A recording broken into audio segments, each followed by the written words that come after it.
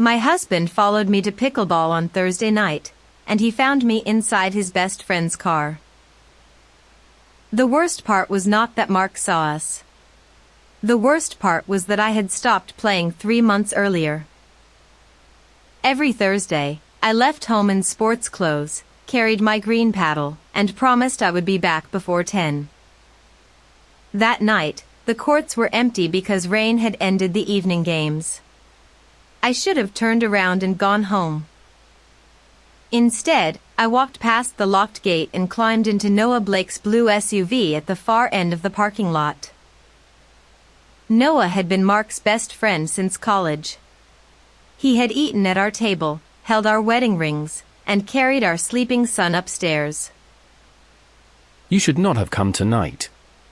Mark checked the investment account again this morning. Then tell me why $30,000 disappeared, I said. You promised the bank records would explain it. They explain too much. Once you see these names, your marriage will never be the same. He handed me a brown envelope. Before I could open it, white headlights filled every mirror in the car. Mark's truck stopped across the front of Noah's SUV, blocking us between a wall and 2 empty parking spaces. Get out of his car, Claire. Both of you. Right now. Mark stood in the rain with his phone raised. A red light showed that he was recording us. I stepped outside. Noah followed, holding his hands where Mark could see them, as if we had already become criminals. How long have you been meeting my wife behind my back? 1 month? 6 months? Since our anniversary? This is not what you think. Put the phone down and let Claire explain. Do not tell my wife what to say. I have listened to both of you lie for 3 Thursdays. 3 Thursdays. The number frightened me more than his anger. Mark had not followed me only once. Your car came here every week, but your fitness app recorded no games. Tonight I finally asked why. My green wrist support felt tight beneath my sleeve. I had worn it to make my story look real. Take out your paddle, Claire. Show me 1 ball from the bag you carry every Thursday. I opened the bag. There was no ball and no towel. Only my bakery notebook, 2 bank statements, and the brown envelope. So you were caught in a lie. Now tell me what my best friend gives you in dark parking lots. A clubhouse door opened behind him. Julia Park and 4 players stepped into the rain to see why we were shouting. Claire, Mark, come inside before somebody calls the police. Good idea. I want witnesses. I am tired of being the last person who knows what happens in my marriage. Inside, wet players formed a silent half-circle. My photograph still hung beside the spring tournament results.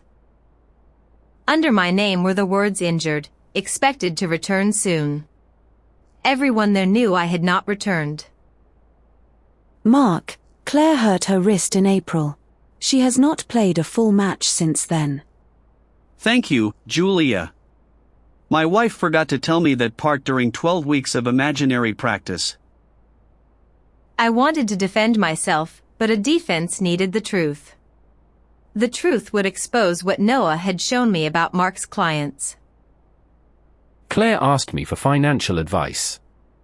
Nothing happened between us. That is all anyone here needs to know. Financial advice? You are a property broker, Noah. I am the financial planner in this room. Mark moved closer to Noah. They were almost the same height, but I had never seen them look like strangers before. Did you touch my wife tonight? She cut her cheek on the envelope clip. I wiped away the blood. That does not prove anything. Then this photograph does not prove anything either? His phone showed Noah leaning toward my face in the SUV. From outside the window, it looked like a kiss. A second picture showed us entering a coffee shop the week before. A third showed Noah carrying my bakery bag. I asked you whether something was wrong. You smiled and said pickleball helped you feel like yourself again. I said it because I was afraid, not because I wanted Noah. Someone had moved money through an account connected to our house. What money? $30,000 left our family investment account in 3 payments. The company name belonged to an empty apartment. That account cannot move without my approval. You know that. That is exactly why Claire came to me. The approval code came from your office computer. Mark looked at Noah, then at me. For 1 second, his anger became fear. Show me the bank statements. I reached into my sports bag, but the 2 statements were gone. I emptied the bag across the clubhouse table. My notebook fell out. My keys fell out. The envelope remained sealed. The bank pages had disappeared between the car and this room. You left them in my car. We can get them after Mark moves his truck. Nobody leaves. Claire, open the envelope he gave you. Noah caught my wrist before I could break the seal. His voice became quiet enough that only I could hear. Not here. Trust me. The first page has Mark's client names on it. Trust me. Noah always used those words when he wanted me to stop asking questions. For the first time that night, I wondered whether I had chosen the wrong person to help me.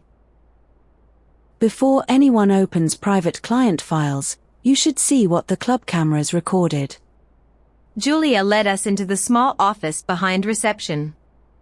Lena, the club manager, waited beside 8 security screens. I already checked tonight. The parking camera stopped recording at 8:20. The storm damaged the connection. The storm began at 8:35. Why did the camera fail 15 minutes before the rain? Machines fail, Julia. That is not evidence of an affair or anything else. Check the entrance log. Claire's member card should show whether she came here to play. Lena opened the log. My name appeared every Thursday at 7:58, including the weeks I met Noah across town. Someone had been using my access card while I pretended to practice. My lie had given another person the perfect cover. Your card also opened the locker room tonight, Claire, 7 minutes before Noah's car arrived. A soft alarm sounded on Lena's desk. One locker door had been left open longer than the club allowed. Locker 214. It is assigned to Claire Reed. I had never used locker 214. My old locker was 96, near the showers and the broken hairdryer. The system says you requested a new locker last month. Then your system is lying, because I did not request anything. Claire, we should go. Mark can speak to the police in the morning. Why are you afraid of her locker, Noah? I am afraid of what public anger makes people believe. Look at what you already believe about us. He was right about Mark's anger, but he had tried to stop me from opening the envelope. Now he wanted me away from the locker. Lena held out a master key.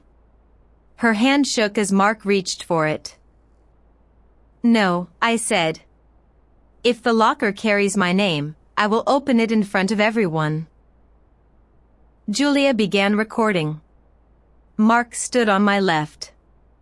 Noah stayed behind us, close enough to run but too proud to leave. The key turned once. The metal door opened 2 inches and stopped against something heavy inside. A black sports bag fell onto the floor. My bakery logo was printed across the front. That bag had disappeared from my shop 6 weeks earlier. I had blamed a new employee and taken the cost from her final pay. Inside was a silver apartment key marked 4B, a copy of my marriage certificate, and a pharmacy envelope. Whose apartment is this? I did not answer. The pharmacy envelope contained a positive pregnancy test and a receipt dated 9 days earlier. There is a name on the receipt. Sophie Lane. Mark's face lost all color. Noah looked at the floor. Both men knew the name, and neither had ever said it to me. Then Mark whispered the sentence that moved the scandal away from my car and straight into our home. Claire, Sophie was my client. And 6 months ago, I kissed her. To be continued in episode 2, The Key to Apartment 4B. Today's useful phrases were caught in a lie, does not prove anything, and open it in front of everyone. Was I wrong to hide my meetings with Noah? Think in English and answer in one sentence.